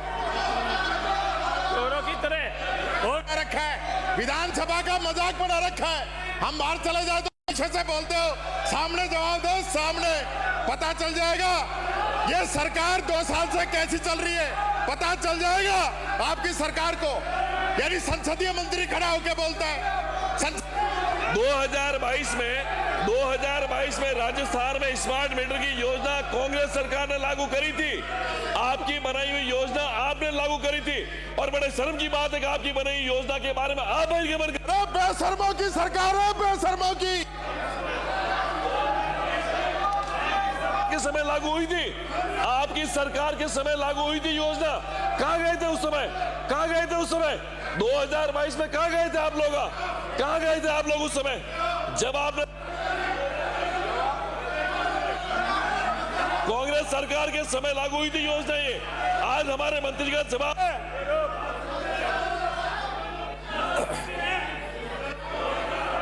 अगला प्रश्न है कि ललित मीणा। प्रश्न संख्या 12। माननीय मंत्री जी, प्रश्न संख्या 12। अध्यक्ष महोदय, मैं लीडर ऑफ ऑपोजिशन जूली साहब, जब आप यहाँ से गए तो ये उम्मीद तो नहीं कर सकते ना कि सदन चुप रहेगा। हम तो अपनी बात रख रहे थे, लेकिन आप मैदान छोड़ के चले गए थे। अगर आप यहाँ रहते तो आपके सामने बात होती। इसमें जब ये लागू हुई थी कांग्रेस सरकार के समय, जूली जी शामिल थे उसमें, मंत्रिमंडल में आप भी शामिल थे इस योजना को लागू करने में। कांग्रेस सरकार के समय जूली जी आप भी मंत्रिमंडल में शामिल थे।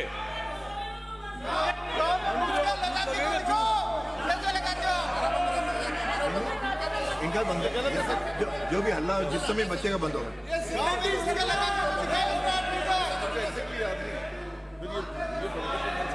पूछ। माननीय मंत्री जी। माननीय अध्यक्ष महोदय, मैं ये पूरे प्रदेश का मामला है। मैं माननीय मंत्री महोदय से पूछना चाहूंगा कि प्रश्न क्रमांक, अच्छा हो गया 11 हो चुका।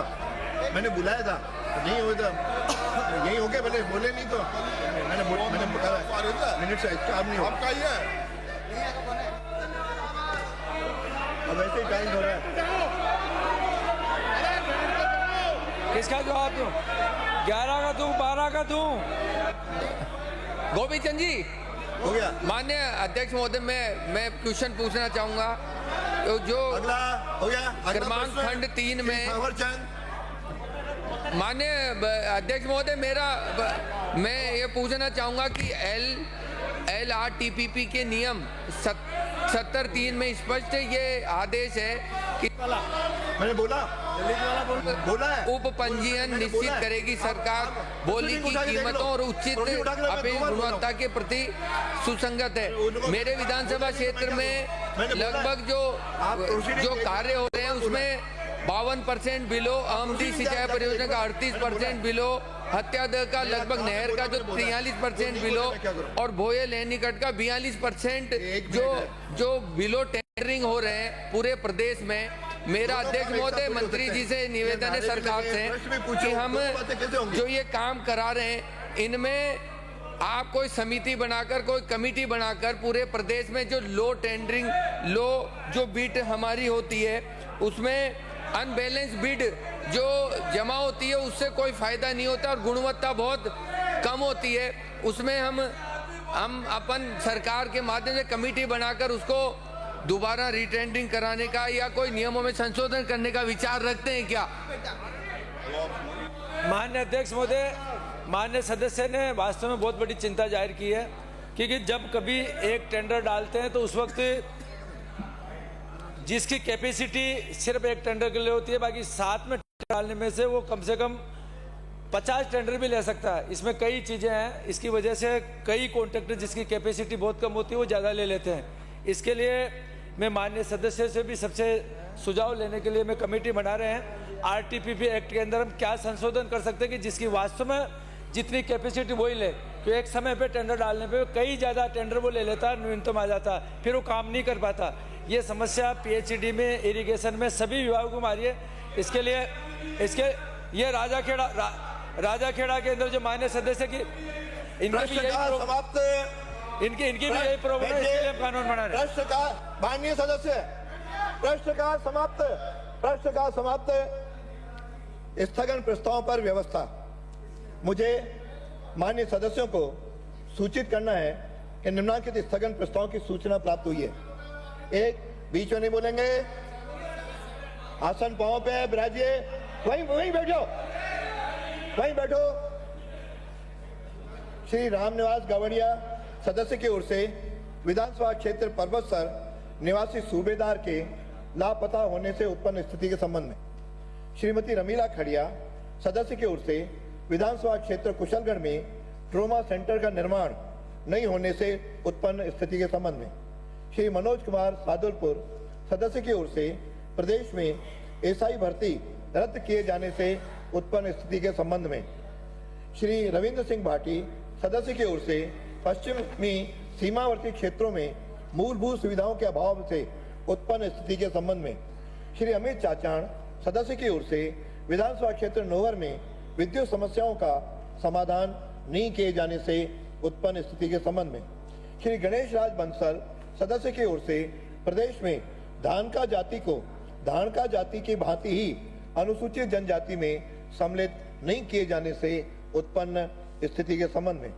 डॉक्टर शिखा भील बराला सदस्य की ओर से सामोद वीर हनुमान मंदिर क्षेत्र में मोबाइल टावर स्थापित नहीं किए जाने से उत्पन्न स्थिति के संबंध में।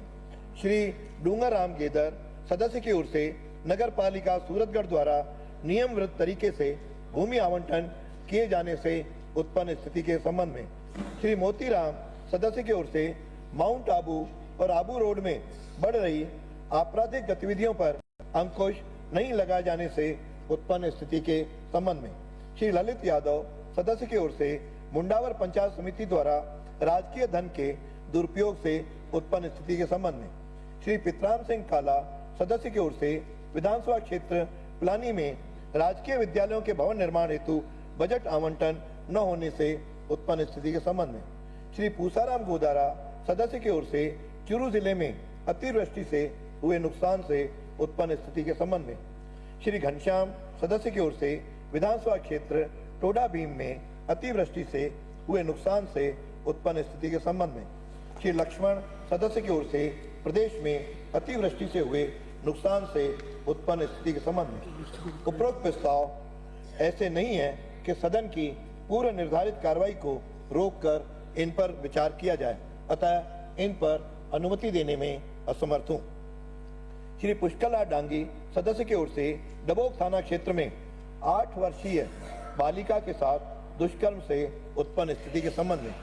श्री मनोज कुमार सुजानगढ़ सदस्य की ओर से गत दिनों अतिवृष्टि से सुजानगढ़ शहर में हुए नुकसान एवं जल भराव से उत्पन्न स्थिति के संबंध में।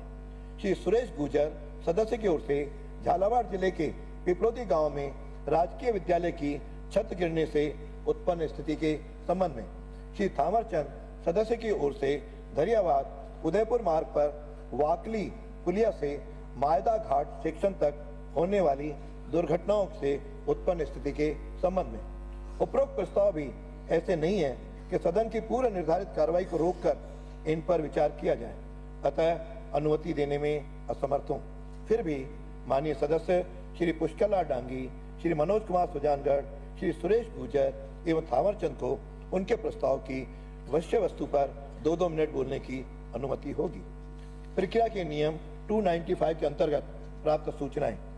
श्री विद्याधर सिंह सदस्य की ओर से विधानसभा क्षेत्र फुलेरा में बजट आवंटन उपरांत भी उप जिला चिकित्सालय फुलेरा के भवन का निर्माण पूर्ण न होने के संबंध में श्री बहादुर सिंह सदस्य की ओर से विधानसभा क्षेत्र वैर की ग्राम पंचायत बाछरैन तथा पिदावली की विद्युत समस्याओं का निराकरण किए जाने के संबंध में श्रीमती रमीला खड़िया सदस्य की ओर से प्रदेश में परिवार के बिना सहमति के होने वाले विवाहों को रोकने हेतु कानूनी प्रावधान किए जाने के संबंध में श्री रामनिवास कावड़िया सदस्य की ओर से नागौर जिले में अतिवृष्टि से किसानों एवं आम जन को हुए नुकसान का सर्वे कराकर तत्काल राहत प्रदान किए जाने के संबंध में श्री हरि सिंह रावत सदस्य की ओर से विधानसभा क्षेत्र भीम में चंबल परियोजना के सुगम संचालन हेतु परियोजना खंड आसीन के कार्यालय को उपखंड भीम में स्थानांतरित किए जाने के संबंध में श्री डूंगराम गेदर सदस्य की ओर से इंदिरा गांधी नहर परियोजना में किसानों की आवश्यकता के अनुरूप जल प्रवाह बनाए रखने के संबंध में श्री आदुराम मेघवाल सदस्य की ओर से विधानसभा क्षेत्र चोटन में निवासरत पाक विस्थापितों को आवासीय भूखंड एवं मूलभूत सुविधाएं उपलब्ध कराए जाने के संबंध में श्री मनीष यादव सदस्य की ओर से प्रदेश में बिजली के स्मार्ट मीटरों पर तत्काल रोक लगाकर प्रकरण की जांच किए जाने के संबंध में श्री अजय सिंह सदस्य की ओर से डेगाना मेड़ता एवं जायल के किसानों की समस्याओं का समाधान किए जाने के संबंध में श्री छोटू सिंह सदस्य की ओर से उप निवेशन विभाग द्वारा जारी नोटिफिकेशन दिनांक 11 अगस्त 25 को निरस्त किए जाने के संबंध में श्री पूसाराम गोदारा सदस्य की ओर से विधानसभा क्षेत्र रतनगढ़ मुख्यालय पर कृषि उपज मंडी कार्यालय एवं कृषि मंडी यार्ड हेतु भूमि आवंटन किए जाने के संबंध में श्री अशोक कुमार कोठारी सदस्य की ओर से प्रदेश में शहरी निकायों के चेयरमैन ऑब्लिक मेयर का निर्वाचन प्रत्यक्ष मतदान द्वारा कराए जाने के संबंध में श्री चेतन पटेल कोलाना सदस्य की ओर से विधानसभा क्षेत्र पीपलदा में अतिवृष्टि प्रभावितों का सर्वे कराकर तत्काल सहायता उपलब्ध करवाए जाने के संबंध में श्री सुखवंत सिंह सदस्य की ओर से विधानसभा क्षेत्र रामगढ़ कस्बे हेतु ड्रेनेज सिस्टम स्वीकृत कराने के संबंध में श्री गणेश राज बंसल सदस्य की ओर से हनुमानगढ़ जिले में बढ़ते अपराधों को देखते हुए आर्म्स लाइसेंस प्रक्रिया का सरलीकरण किए जाने के संबंध में माननीय सदस्यों को उनके द्वारा दी गई सूचना को पढ़ने की अनुमति होगी। शलाका द्वारा चयनित सदस्य सूची पर्ची दिनांक 3 सितंबर 2025 को शून्यकाल में बोलने के लिए 48 पर्चियां प्राप्त हुई, जिनमें से शलाका द्वारा 4 पर्चियां चयनित की गईं, जो निम्नानुसार है। श्री गोविंद प्रसाद खरीफ की फसल खराबा के संबंध में श्री छगन सिंह राज पुरोहित जवाई बांध में पानी की आवक को देखते हुए फाटक खोलकर पानी जवाई नदी में छोड़ने के संबंध में श्री धर्मपाल विधानसभा क्षेत्र खेतड़ी के जसरापुर गांव में पुलिस चौकी के स्थापना के संबंध में श्री चंद्रभान सिंह चौहान चित्तौड़गढ़ जिले में स्थित विभिन्न सीमेंट की फैक्ट्रियों एवं कारखानों में स्थानीय युवाओं को रोजगार में भागीदारी नहीं होने की उत्पन्न स्थिति के संबंध में माननीय सदस्य श्री पुष्कर लाल डांगी।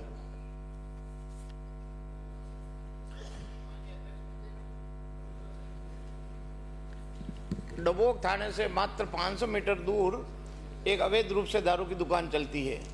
वहां रात को कुछ व्यक्तियों ने नशा किया और एक 8 साल की नाबालिग बच्ची थी, उसके साथ कुकर्म किया, बेहोश हो गई। रात को 12 बजे उसके परिवार के लोग हॉस्पिटल लेके गए। सुबह उसके परिवार के लोगों ने थाने के बाहर बड़ी शांतिपूर्वक तरीके से प्रदर्शन किया और उन्होंने अपने न्याय की मांग की। तो 1 बजे तक कोई प्रशासन ने जवाब नहीं दिया। कुछ लोग थे जो आक्रोशित होकर पुलिस के ऊपर पथराव किया। कुछ लोगों के गाड़ियां भी टूटी, पर जो निर्दोष लोग थे 39, जिनकी कोई गलती भी नहीं थी, उसके परिवार के लोग, उनके ऊपर मुकदमा करके उनको जेल के अंदर डाल दिया। आज वो 10 दिन से जेल के अंदर बंद है। तो मेरा निवेदन है आपसे कि अवैध रूप से दुकान चल रही थी, दोषी कौन है? थाने से 500 मीटर महज दूर उसका जिम्मेवार कौन है? और गलत तरीके से निर्दोष लोगों को जेल में डाल दिया। 39 लोगों को अभी भी वो जेल में बंद है। ऐसी धारा लगी है जिनकी 1% कोई गलती नहीं है। तो मेरा तो सरकार से यही निवेदन है कि जो निर्दोष लोग हैं उनके लिए आप व्यवस्थित कार्रवाई करवावे और जो दोषी लोग हैं उनके खिलाफ कार्रवाई करें और जो लोग इस अवैध रूप से दारू की दुकान चलाने में सक्रिय है उनके खिलाफ जो भी अधिकारी है उसके खिलाफ आप जांच करवावे, ये मेरा निवेदन है। श्री मनोज कुमार सुजानगढ़। अब हो गया, इसमें बोलते नहीं, इसको कोई जवाब नहीं, आज तक नहीं हुए। धन्यवाद अध्यक्ष महोदय। नई व्यवस्था सोचेंगे आप लोग सुझाव। अभी जिस तरह से पूरे प्रदेश में अतिवृष्टि हो रही है, उसी क्रम में सुजानगढ़ शहर के अंदर 23-24 अगस्त को 2 दिन बड़ी भारी बरसात हुई और उस भारी बरसात में नुकसान कितना हुआ है इसका अंदाजा इससे लगा सकते हैं कि FCI गोदाम जो सरकारी गोदाम है वो 7 फीट पानी से अभी भी 10 दिन के बाद भरा पड़ा है। 1,80,000 गेहूं की बोरियां उसमें पानी में डूबी हुई है। गरीबों का वो गेहूं सड़ने की स्थिति में आ गया है, पूरी तरह से पूरा शहर बदबू मार रहा है, बीमारियां फैलने की आशंका हुई है, पर FCI अभी तक उस गेहूं को बाहर निकालने की स्थिति में नहीं हुई है। ऐसी जबरदस्त बारिश हुई है, आप अंदाजा लगा सकते हैं। और उस बारिश के कारण 10 दिन बाद भी गर्ल्स कॉलेज 6-6 फीट पानी से भरा पड़ा है, स्कूलें पानी से भरी पड़ी है और अभी तक पानी निकासी के नाम पर कुछ नहीं हो रहा है। सिर्फ नगर परिषद अपने कोई संसाधन लगाकर कर रही है। आपदा विभाग अभी तक पूरी चेता नहीं है कि आज 10 दिन हो गए कि किस हालत में उस शहर की स्थिति है, कैसे वहां लोग अब जीने के, क्योंकि बीमारियां फैलने वाली है। 1,80,000 बोरी गेहूं सड़ रहा है जिसको नहीं निकाला जाता। आप जरूर कहा कि कितनी दुर्गंध उस गेहूं की पूरे शहर में फैलने वाली है, इतनी जबरदस्त आपदा हुई है। पर निकासी के लिए न तो कोई जयपुर की टीम पहुंची है, न कोई मंत्री वहां, न कोई और अधिकारी वो देखने का आया है कि क्या स्थिति शहर में हो रही है अतिवृष्टि की। पानी निकासी हो नहीं पा रही है, संसाधन लगाए नहीं जा रहे हैं, बार बार मांग के बावजूद नहीं लगाए जा रहे। इसलिए मेरी सरकार से मांग है कि तुरंत सरकार एक्शन ले, पहले शहर का पूरा पानी निकाले, उसके बाद में जो 80 करोड़ की ड्रेनेज योजना उस शहर के लिए स्वीकृत हुई है, 3 साल पहले स्वीकृत हो गई, 25 करोड़ के टेंडर हो गए, वर्क ऑर्डर गए, पर उसका वर्क ऑर्डर को दिया नहीं जा रहा है। अगर वो समय पर वर्क ऑर्डर दे देते तो आज शहर में ड्रेनेज का काम हो चुका होता और ये इस तरह की जो जल भराव की समस्या है वो नहीं होती। सिर्फ समीक्षा के नाम पर जो 6 महीने के लिए रोका रहा था, आज 2 साल सरकार को बनने के आ रहे हैं, पर अभी तक वर्क ऑर्डर देकर उस ड्रेनेज समस्या का निस्तारण नहीं किया गया। और ये समस्या पूरे प्रदेश में जिस तरह से अतिवृष्टि हुई है, हो रही है, इसलिए सरकार को तुरंत पूरे प्रदेश में गिरदावरी करानी चाहिए और जो किसानों को नुकसान खराबा अतिवृष्टि के हुआ है उसके लिए तुरंत गिरदावरी कराकर उसका एक राहत दे ताकि मुआवजा समय पर मिल सके। धन्यवाद। श्री सुरेश गुर्जर। धन्यवाद अध्यक्ष महोदय। झालावाड़ जिले की मनोर थाना तहसील के पिपलौदी गांव में 25 जुलाई 2025 को एक सरकारी स्कूल भवन की छत गिरने से 7 बच्चों की दुखद मृत्यु हो गई और 21 बच्चे घायल हो गए। ये घटना इस घटना ने पूरे प्रदेश को झकझोर के रख दिया है। ये हादसा शिक्षा विभाग की लापरवाही का परिणाम है, क्योंकि स्कूल की इमारत कई वर्षों से जर्जर थी। गांव वाले लंबे समय से स्कूल भवन की मरम्मत की वहां के स्थानीय प्रशासन से मांग कर रहे थे, पर आश्चर्य की बात यह है कि शिक्षा विभाग के विद्यालय की सूची में इस स्कूल का नाम सम्मिलित नहीं है। प्रदेश में 7 बच्चों ने अपनी जान गंवा दी। झालावाड़ जिले सहित पूरे प्रदेश की जनता ने व्यवस्था के प्रति गहरा आक्रोश व्यक्त किया है। प्रदेश के मुख्यमंत्री और शिक्षा मंत्री ने वहां जाने का साहस तक नहीं जुटा पाए। और तो और यहाँ हमारे शिक्षा मंत्री घटना स्थल पे तो नहीं पहुंचे और हॉस्पिटल में एक प्राइवेट गाड़ी में चुपके से मध्य प्रदेश के रास्ते से पहुंचे। ये हमारे लिए शर्म की बात है। स्कूल की छत गिरना एक दुर्घटना नहीं बल्कि हमारी व्यवस्था की पोल खोलने वाली सच्चाई है जो हमारी आंखें खोल देती है। इसके लिए हमें मासूम बच्चों को बलिदान देना पड़ा। छत गिरने के बाद वहां के प्रशासन ने विद्यालय भवन को क्षतिग्रस्त कर दिया गया। इससे भ्रष्टाचार के मलबे की चादर डल जाए, इसके लिए कृत्य जनमानस को कई शंकाएं पैदा करता है। इस हादसे में सरकार ने मृतक बच्चों को मात्र 10-10 लाख रुपए दिए। सरकार से मेरी मांग है कि सेंसिटिव इशू है, इतना सेंसिटिव इशू है, 7 बच्चे मर गए, मंत्री जी बात कर रहे हैं। इससे और ज्यादा क्या होगा? ये हादसा नहीं, ये हत्या है, ये सिस्टम की हुई हत्या है, ये बच्चों की जान लेने वाला आप हो। आप लोगों को श्री थावरचंद बोलो। श्री थावरचंद। धन्यवाद अध्यक्ष महोदय। मेरी विधानसभा के नजदीक दरियावत से उदयपुर मार्ग पड़ता है। इस दरियावत से उदयपुर मार्ग पर वाकली पुल से धार माहिदा एक घाट सेक्शन बना हुआ है। इस घाट सेक्शन के ऊपर जब भी कोई राहगीर अनजाने में गुजरता है या जब भी कोई व्यक्ति वहां से गुजरता है, हर महीने के अंदर लगभग 4 से 5 मौतों का आंकड़ा है। यह मौतों का आंकड़ा लगातार बढ़ता है और लगातार गंभीर दुर्घटनाएं होती है। इसको देखते हुए पूर्व में प्रशासन और सरकारों ने बजट स्वीकृत किया था। आनंद फानन में उसका टेंडर होता है और आनंद फानन में टेंडर होने के बाद में इस बजट को खर्च करने के बाद में वहां के कर्मचारियों की भारी लापरवाही होती है और मौतों का घटना रुकती नहीं है। कल ही मेरी विधानसभा के पिपलिया गांव के लोग जब सावरा जी के अंदर दर्शन करने जा रहे थे, इस तरह की फिर से एक दुर्घटना हुई और उनमें से एक जना इस दुनिया।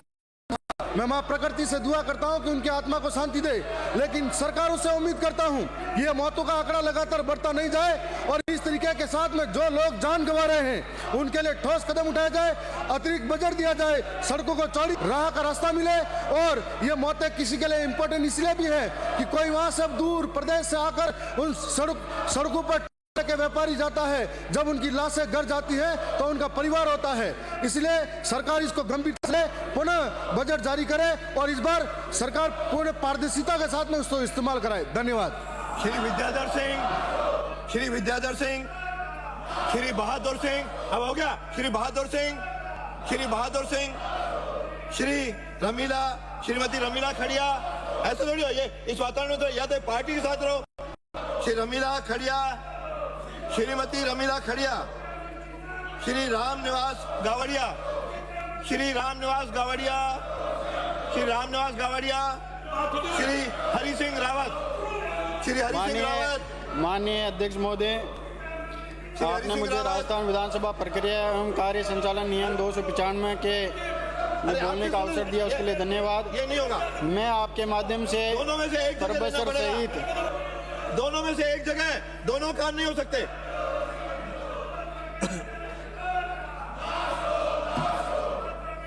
श्री हरि सिंह रावत, श्री डूंगराम केदर, श्री डूंगराम केदर, श्री आदूराम मेघवाल, श्री आदूराम मेघवाल, श्री आदूराम मेघवाल, श्री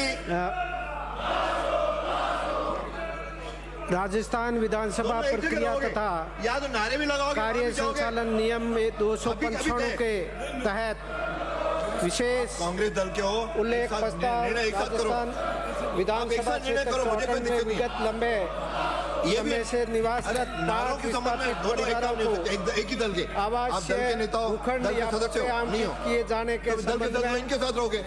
अध्यक्ष महोदय, इंडिविजुअल थोड़ी जाएगा। विषय में लेख है कि मेरे निर्वाचन विधानसभा क्षेत्र चौटन में इंडिविजुअल नहीं जाता कोई, या तो दल लंबे दशकों से हजारों की संख्या में पाक विस्थापित परिवार सीटों में जाओ, आबादी भूमि, मैं अनुमति दे दूंगा। गोचर भूमि या अन्य सूचित जगहों पर निवासरत है। यहाँ भी करो। भारत पाक 1971 युद्ध के शिमला समझौता की शर्तों के अनुसार भारत द्वारा पश्चिमी भाग पर कब्जा किए गए क्षेत्र को वापस लेना पड़ा। उस समय पाकिस्तान में निवासरत हजारों परिवारों ने अपना स्रोत त्याग कर भारत भूमि पर आ बसे। यहाँ उनके तत्कालीन सरकार द्वारा कैंपों में रखते हुए सहयोग भी प्रदान किया गया। प्रदेश में माननीय मुख्यमंत्री श्री भैरू सिंह शेखावत जी की भाजपा सरकार द्वारा प्रथम बार एक सामान्य आदेश निकाला गया कि प्रदेश में पाक विस्थापित परिवार जहां जिस जगह पर निवासरत है उन्हें बेदखल नहीं किया जाए। सीमावर्ती क्षेत्र में वर्तमान में पाक विस्थापित परिवारों की संख्या में निरंतर वृद्धि हो रही है। प्रधानमंत्री आवास योजना के तहत कई परिवारों ने आवास तक बना दिए हैं, परंतु उन्हें अभी तक आवासीय भूखंड या पट्टे आवंटित नहीं किए गए हैं। प्रदेश के माननीय मुख्यमंत्री जी भजन लाल जी शर्मा जी एवं माननीय पंचायती राज मंत्री जी से निवेदन रहेगा कि विधानसभा क्षेत्र चौहटन में विगत लंबे समय दशकों से गोचर आबादी भूमि या अन्य सुरक्षित स्थान पर निवासरत पाक विस्थापित परिवारों को आवासीय भूखंड अथवा पट्टे आवंटित किए जाए, साथ ही उन्हें शिक्षा, चिकित्सा, स्वास्थ्य, पेयजल, विद्युत आपूर्ति जैसी अन्य मूलभूत सुविधाओं का उचित लाभ प्रदान किया जाए। धन्यवाद। श्री मनीष यादव, श्री मनीष यादव, श्री मनीष यादव, श्री अजय सिंह, श्री अजय सिंह, श्री अजय सिंह, श्री छोटू सिंह, श्रीमान छोटू सिंह, छोटू सिंह।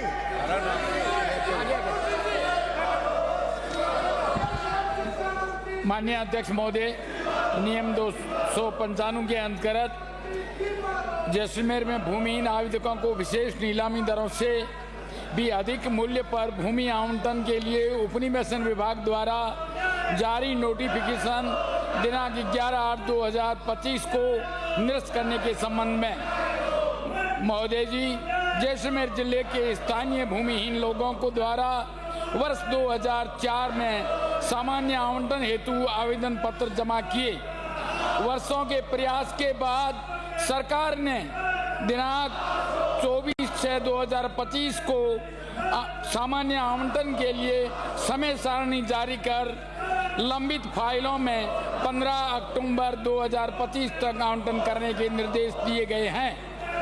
ऐसे जैसे ही यह प्रक्रिया शुरू हुई, सरकार की उपनिवेशन विभाग द्वारा नोटिफिकेशन दिनांक 11/8/2025 जारी कर सामान्य आवंटन के लिए भूमि की दरों में असाधारण बढ़ोतरी कर उसे डीएलसी दर के अनुसार तय किया गया।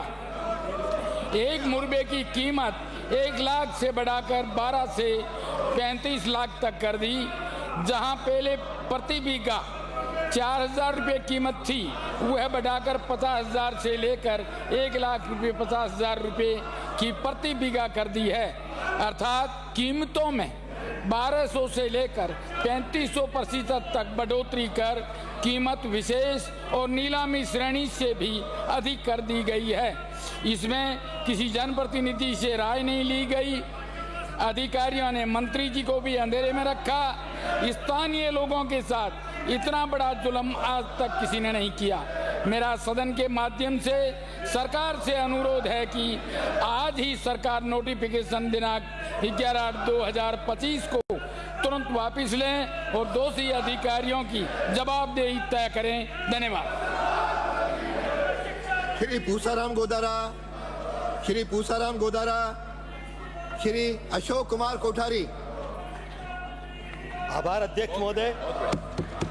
राजस्थान विधानसभा के प्रक्रिया एवं कार्य संचालन संबंधी नियमों के नियम 295 के तहत विशेष उल्लेख प्रस्ताव चेयरपर्सन मेयर के चुनाव प्रत्यक्ष जनता द्वारा कराए जाने के संबंध में अध्यक्ष महोदय, देश के लगभग सभी प्रदेशों में चेयरपर्सन मेयर का चुनाव सीधे जनता के द्वारा लोकतांत्रिक पद्धति से होता है, जिससे पारदर्शिता के साथ साथ जन भावना का सम्मान और स्वच्छ छवि के व्यक्तित्व का चयन होता है।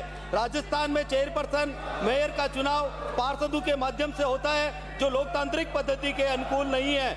कई बार बहुमत नहीं मिलने पर दलगत राजनीति के साथ साथ धन बल, भुजबल के प्रयोग से ऐसे व्यक्ति उस पद पर आसीन हो जाते हैं जो जनता की लोकप्रियता को किनारे कर निज हितों को प्राथमिकता देने वाले होते हैं, जो कि भ्रष्टाचार को इंगित करता है। इस प्रक्रिया में जनता अपने आप को ठगा सा महसूस करती है, जो लोकतंत्र प्रक्रिया के विपरीत है। लोकतंत्र का असली मतलब है सरकार जनता की हो, जनता के लिए काम करे, जनता के द्वारा चुनी जाए।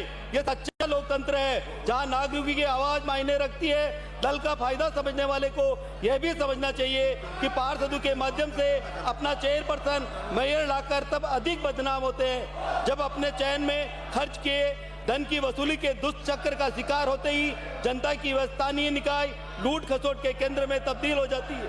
जनता के प्रत्यक्ष मतदान से चुने गए चेयरमैन मेयर जनता के प्रति जवाबदेहिता रखेंगे। अतः अध्यक्ष महोदय, आपके माध्यम से सरकार से आग्रह है कि देश के अधिकांश राज्यों की तरह राजस्थान में भी शहर निकायों में चेयरमैन मेयर के चुनाव सीधे जनता के माध्यम से प्रत्यक्ष मतदान द्वारा कराया जाए। धन्यवाद। श्री चेतन पटेल। श्री चेतन पटेल। अध्यक्ष महोदय, मैं राजस्थान विधानसभा की प्रक्रिया तथा कार्य संचालन संबंधी नियम 295 माननीय अध्यक्ष महोदय, प्रक्रिया के नियम 295 के तहत विशेष उल्लेख प्रस्ताव। यहाँ खड़ा था अभी। रामगढ़ विधानसभा क्षेत्र के रामगढ़ कस्बे में। अरे बैठो बैठो। चेतन पटेल। चेतन पटेल।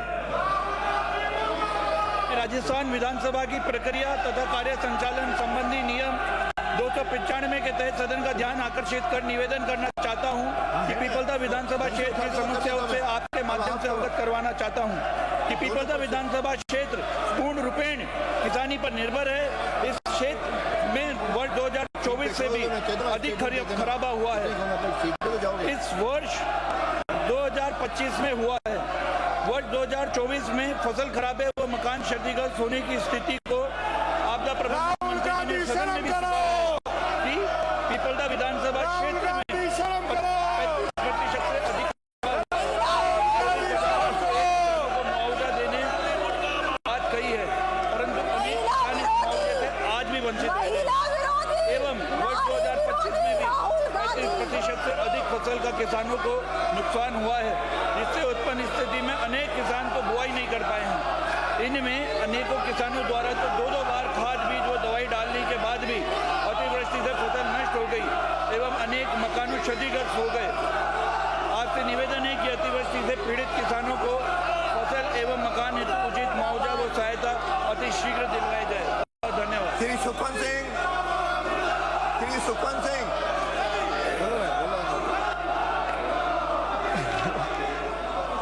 माननीय अध्यक्ष महोदय, ब्राजे, आप अपनी सीटों में जाओ। आप अपनी सीटों में जाओ। आप ब्राजो, आप अपनी सीटों में जाइए। 295 के तहत विशेष उल्लेख। अरे नो नो नहीं नहीं ये नहीं रामगढ़ विधानसभा क्षेत्र सदन की कार्रवाई 2 बजे तक के लिए स्थगित की जाती है।